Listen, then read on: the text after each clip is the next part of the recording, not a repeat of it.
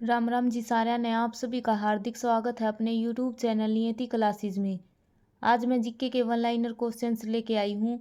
बहुत इम्पोर्टेंट और selected questions हैं जो बार बार परीक्षाओं में पूछे जाते हैं, इसलिए वीडियो को लास्ट तक ज़रूर देखना। अगर वीडियो अच्छी लगे तो वीडियो को लाइक शेयर करना और चैनल को सब्सक्राइब करना। तो फर्स्ट क्वेश्चन क्या है हमारा, ओजोन दिवस कब मनाया जाता है? तो ओजोन दिवस कब मनाया जाता है? 16 सितंबर को। यहाँ से हम ओजोन से जितने भी क्वेश्चन पूछे जाते हैं वे सभी कवर करेंगे। सबसे पहले ओजोन परत के बारे में बात करते हैं। जो ओजोन परत है ये कहाँ पर पाई जाती है? ये समताप मंडल में पाई जाती है। जो ओजोन परत है इसके क्षरण के कारण कौन सी बीमारी हो रही है? त्वचा कैंसर होती है इसके क्षरण के कारण। क्षरण मतलब ओजोन परत है इसमें होल हो रहा है या फिर ये खराब हो रही है, टूट रही है, ये सब होता है। तो सबसे पहले ओजोन में होल कहाँ पर देखा गया था? अंटार्कटिका में देखा गया था, जिसके कारण ओजोन संरक्षण के लिए एक प्रोटोकॉल हुआ था, मॉन्ट्रियल प्रोटोकॉल 1987 में हुआ था। तो ये क्वेश्चन बहुत बार पेपर में पूछा जाता है कि मॉन्ट्रियल प्रोटोकॉल का संबंध किससे है? तो ओजोन संरक्षण के लिए मॉन्ट्रियल प्रोटोकॉल हुआ था, 1987 में हुआ था। ओजोन को मापने की इकाई क्या है? डोप्सन, ये इसकी यूनिट है और ये भी बहुत बार पूछी जाती है। तो ओजोन से 4-5 क्वेश्चन हैं ये बनते हैं और ओजोन का फार्मूला है O3, ऑक्सीजन ऑक्सीजन मिलकर ओजोन बनती है, O3 इसका फॉर्मूला है। तो 16 सितंबर को मनाया जाता है। संरक्षण के लिए मॉन्ट्रियल प्रोटोकॉल हुआ था, 1987 में हुआ था। ओजोन परत समताप मंडल में पाई जाती है और ओजोन परत का काम क्या है? जो सूर्य से आने वाली पराबैंगनी किरणें हैं इनसे हमें बचाती है। जो अल्ट्रावायलेट रेज हैं ये सीधी धरती पर ना आए, इसलिए ओजोन परत वहाँ पर है, इनसे हमें बचाती है। और इसको मापने की इकाई क्या है? डोप्सन। अगला क्वेश्चन है, जनगणना 2011 के अनुसार किस केंद्र शासित प्रदेश में जनसंख्या घनत्व सबसे कम है? तो हमसे क्या पूछा है? केंद्र शासित प्रदेश पूछा है जिसका जनसंख्या घनत्व सबसे कम है। तो कौन सा है? अंडमान निकोबार। अगर हमसे राज्य पूछा जाए सबसे कम जनसंख्या घनत्व वाला राज्य कौन सा है? अरुणाचल प्रदेश। और भारत का जनसंख्या घनत्व कितना है? 382। यहाँ से 4 क्वेश्चंस बनते हैं। एक तो जनसंख्या घनत्व सबसे कम किस केंद्र शासित प्रदेश का है? अंडमान निकोबार का। सबसे अधिक किसका है? दिल्ली का। अगर राज्य में पूछा जाए सबसे कम है अरुणाचल प्रदेश का और सबसे अधिक किसका है? बिहार का। और भारत का जनसंख्या घनत्व कितना है? 382। यहाँ पर हम अरुणाचल प्रदेश के बारे में बात करें तो Namdapha national park, moulding national park, ये सब कहाँ पर हैं? अरुणाचल प्रदेश में है। सैला सुरंग ये भी अरुणाचल प्रदेश में है। बोमडिला दर्रा, दीफू दर्रा, ये दोनों कहाँ स्थित हैं? अरुणाचल प्रदेश में है। अगर हम अंडमान निकोबार की बात करें तो काला पानी सेलुलर जेल जिसे हम कहते हैं, जिसे वीर सावरकर को काला पानी की सजा हुई थी, वो कहाँ पर है? वो अंडमान निकोबार में है। और अंडमान निकोबार में भारत का एकमात्र ज्वालामुखी है, सक्रिय ज्वालामुखी, कौन सा है? बैरन ज्वालामुखी। और बहुत बार पेपर में पूछा जाता है कि भारत का एकमात्र सक्रिय ज्वालामुखी कहाँ पर है? बैरन ज्वालामुखी है अंडमान निकोबार में। और सबसे ऊंची चोटी कौन सी है अंडमान निकोबार की? Sandal peak. और 10 डिग्री चैनल है वो किन के बीच में है? अंडमान और निकोबार है, इन दोनों के बीच में कौन सा चैनल है? 10 डिग्री चैनल। बहुत बार ये क्वेश्चन पूछे जाते हैं, इससे ये याद रखना। और बिहार की बात करें तो बिहार का जनसंख्या घनत्व सबसे अधिक है और साक्षरता सबसे कम है, 2011 के अनुसार है ये। अगला क्वेश्चन है हमारा, प्लेइंग इट माई वे किसकी ऑटोबायोग्राफी है? ये आत्मकथा पूछ रखी है, प्लेइंग इट माई वे किसकी है? और ये बहुत बार पेपर में पूछी जा रही है एसएससी में। तो किसकी है? सचिन तेंदुलकर की है। अगर हम सचिन तेंदुलकर की बात करें तो सचिन तेंदुलकर को इसका एक प्रतिमा बनाई गई है, वानखेड़े स्टेडियम में बनाई गई है। इसकी प्रतिमा का अनावरण किया गया है वानखेड़े स्टेडियम में। अभी 2023 की अपडेट है ये। जो मेन ऑटोबायोग्राफी जो पूछी जाती हैं, स्ट्रेट फ्रॉम माई हार्ट, ये किसकी ऑटोबायोग्राफी है? कपिल देव की। और कपिल देव कौन है? उसे क्या कहा जाता है? हरियाणा हरिकेन कहा जाता है। जो 1983 में वर्ल्ड कप जीता गया था वो कपिल देव की कप्तानी में जीता गया था। और उनकी आत्मकथा कौन सी है? Straight from my heart. Race of my life किसकी आत्मकथा है? मिल्खा सिंह की। अनब्रेकेबल किसकी है? MC मैरी कॉम की। A century is not enough किसकी है? सौरव गांगुली की। बिलीव ऑटोबायोग्राफी किसकी है? सुरेश रैना की। एस अगेंस्ट ओड्स किसकी है? सानिया मिर्जा की। अगर वीडियो अच्छी लगे तो वीडियो को लाइक करना, शेयर करना और चैनल को सब्सक्राइब करना। अगला क्वेश्चन है हमारा, संगीत नाटक अकादमी की स्थापना कब हुई थी? जो संगीत नाटक अकादमी है इसकी स्थापना कब हुई थी? 1953 में। अगर हमसे पूछा जाए कि साहित्य अकादमी है इसकी स्थापना कब हुई थी? 1954 में। और ये क्वेश्चन ग्रुप डी में पूछा गया था, साहित्य अकादमी इसकी स्थापना कब हुई है? 1954 में। और जो साहित्य अकादमी पुरस्कार हैं ये 24 भाषाओं में दिए जाते हैं। 22 भाषाएं तो में जो हमारे संविधान में है, 22 भाषाओं का उल्लेख है 8वीं अनुसूची में। 22 भाषाओं का उल्लेख हमारे संविधान में। और दो, एक तो राजस्थानी और एक इंग्लिश, 2 भाषाएं ये, तो टोटल 24 भाषाओं में साहित्य अकादमी पुरस्कार दिया जाता है। तो संगीत नाटक अकादमी इसकी स्थापना 1953 में हुई थी, साहित्य अकादमी की 1954 में हुई थी। अगला क्वेश्चन है, भारतीय संगीत का जनक किस वेद को कहा जाता है? तो संगीत के बारे में किस वेद में लिखा हुआ है? सामवेद में।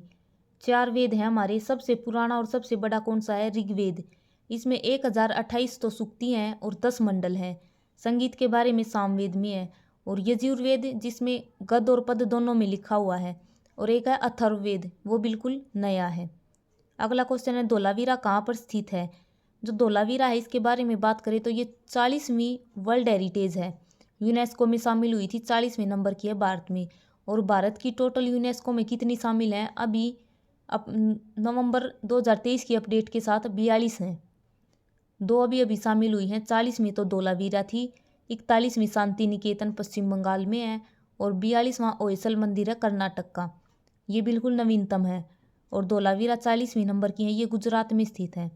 और हड़प्पा का एकमात्र स्थल जो 3 भागों में बटा हुआ है, बहुत बार क्वेश्चन पूछा जाता है एसएससी में, हड़प्पा का एकमात्र स्थल कौन सा है जो 3 भागों में बटा हुआ है? धोलावीरा गुजरात में स्थित है। अगला क्वेश्चन है, पहली बौद्ध संगति किसके शासनकाल में हुई थी? तो 4 बौद्ध संगतियाँ हुई थी, इनमें से पूछ रखी है पहली बौद्ध संगति किसके शासनकाल में हुई थी? ये अजातशत्रु के शासनकाल में हुई थी, राजगृह में, 483 ईस्वी में हुई थी।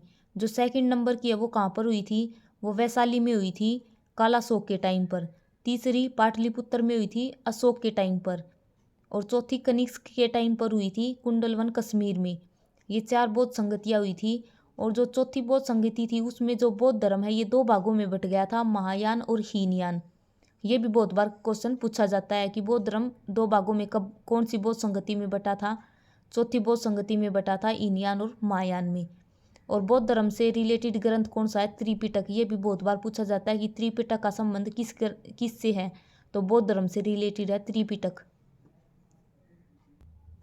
अगला क्वेश्चन है हमारा, नालंदा विश्वविद्यालय का निर्माण किसके शासनकाल में हुआ था? तो नालंदा विश्वविद्यालय किसने बनवाया था? कुमारगुप्त ने बनवाया था। ये गुप्त वंश का शासक था, कुमारगुप्त। और एक क्वेश्चन ये पूछा जाता है कि नालंदा विश्वविद्यालय इसको नष्ट किसने करवाया था? ये बख्तियार खिलजी ने इसको तोड़वा दिया था, नष्ट किया था।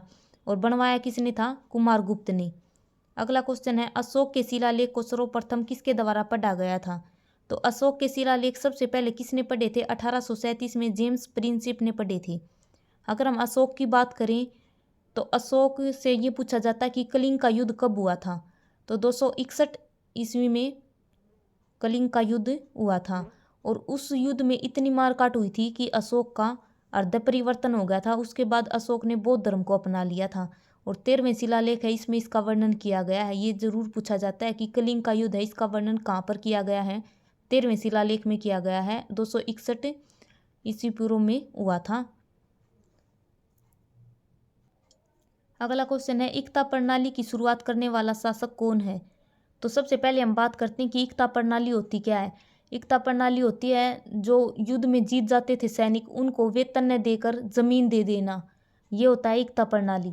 तो उनको पैसे नहीं दिए जाते थे, उसके बदले में उनको जमीन दी जाती थी। तो एकता प्रणाली शुरू किसने की थी? इल्तुतमिश ने की थी। और इल्तुतमिश कौन था? ये कुतुबुद्दीन ऐबक का दामाद और गुलाम था। और इसीलिए इसको गुलामों का गुलाम कहा जाता है, इल्तुतमिश को। और गुलाम वंश के वास्तविक संस्थापक कौन है? इल्तुतमिश। जो गुलाम वंश है ये 1206 में कुतुबुद्दीन ऐबक है, उसने इसकी स्थापना की थी। लेकिन हमसे पूछा जाए कि गुलाम वंश के संस्थापक कौन है, तो कुतुबुद्दीन ऐबक। अगर ये वर्ड आ जाए कि वास्तविक संस्थापक कौन है, तो हम इल्तुतमिश के साथ जाएंगे। और इल्तुतमिश से 2-4 क्वेश्चन हर बार पूछे जाते हैं। एक तो गुलामों का गुलाम किसे कहा जाता है? इल्तुतमिश को कहा जाता है। गुलाम वंश के वास्तविक संस्थापक और इक्ता प्रणाली की शुरुआत करने वाला इल्तुतमिश।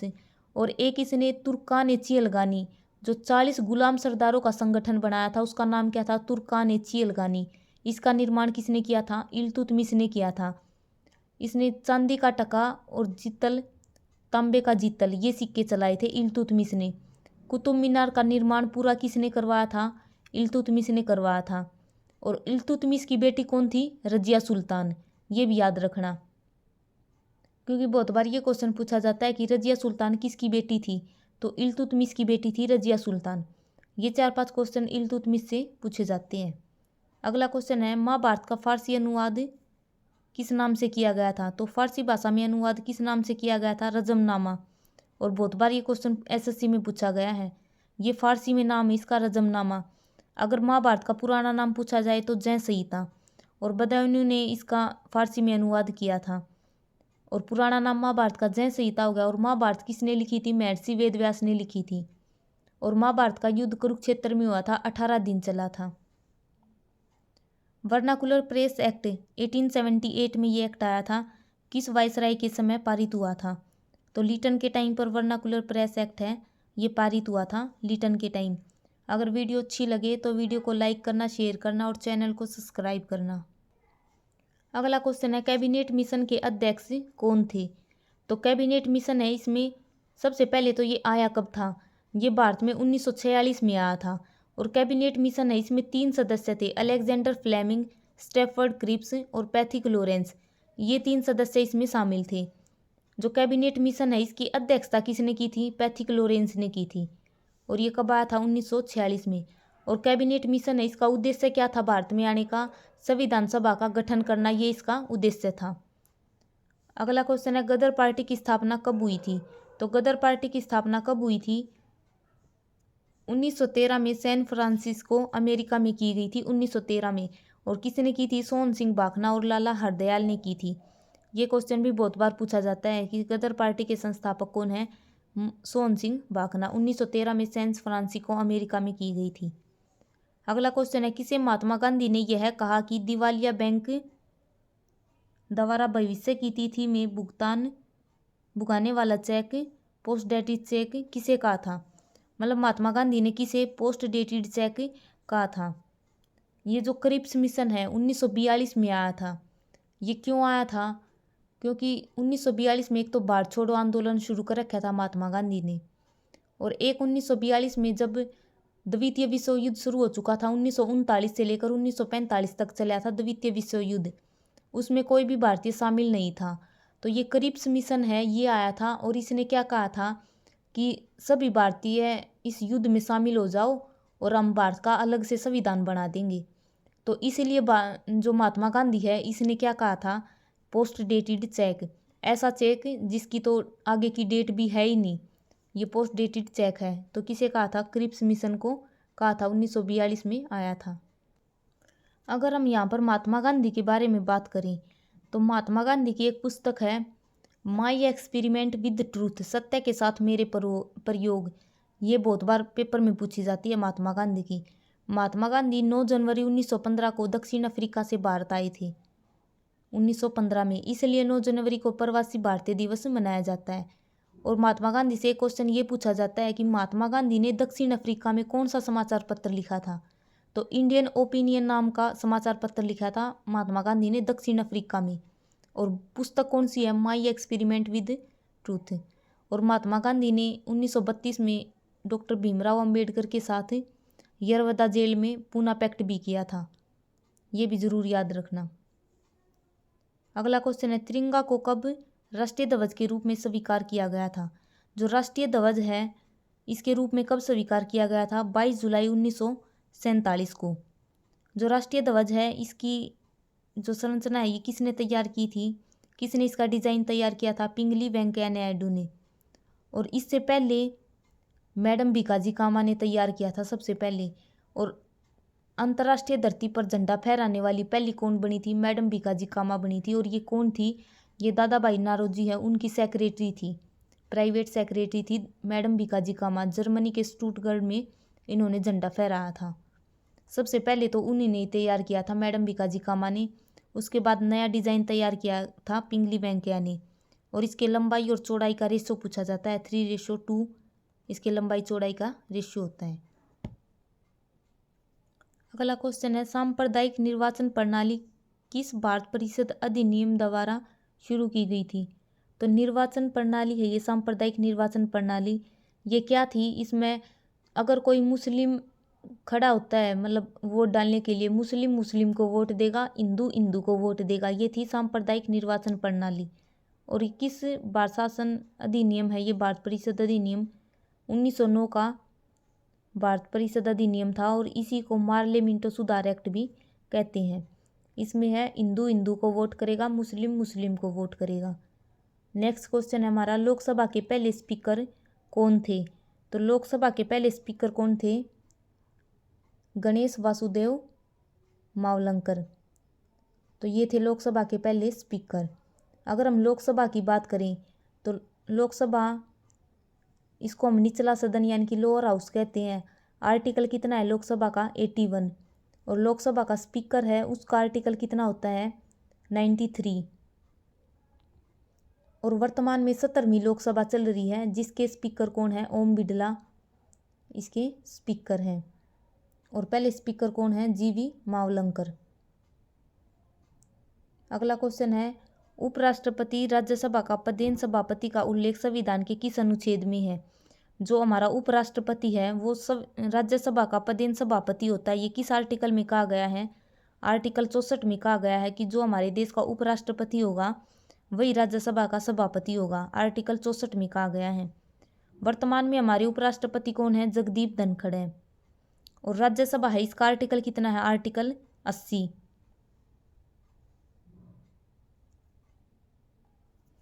अगला क्वेश्चन है, संविधान के किस भाग को भारत का मैग्ना कार्टा कहा जाता है? तो भारत का मैग्ना कार्टा किसे कहा जाता है? भाग 3 को। भाग 3 में क्या है? मौलिक अधिकारों का वर्णन किया गया है। आर्टिकल 12 से लेकर 35 तक मौलिक अधिकारों का वर्णन है। और भाग 3 को क्या कहा है? भारत का मैग्ना कार्टा। जो मौलिक अधिकार है ये हमने किस देश से लिए हैं? अमेरिका से लिए हैं। और वर्तमान में 6 मौलिक अधिकार हैं हमारे। अगर मूल संविधान में मौलिक अधिकारों की संख्या पूछी जाए तो 7। 7वां कौन सा था? संपत्ति का अधिकार, जिसे 44वां संविधान संशोधन 1978 के द्वारा एक कानूनी अधिकार बना दिया गया। तो 44वें संविधान संशोधन के द्वारा मौलिक अधिकार के पद से हटा दिया था। संपत्ति का अधिकार अभी 300A में शामिल है, आर्टिकल 300A में आता है वो। और वर्तमान में मौलिक अधिकार कितने हैं? 6 अमेरिका से लिए गए हैं। 12 से 35 तक इनका वर्णन है। और भाग 3 है के अंतर्गत आते हैं। भारत का मैग्ना कार्टा कहा जाता है। अगर वीडियो अच्छी लगे तो वीडियो को लाइक करना, शेयर करना और चैनल को सब्सक्राइब करना।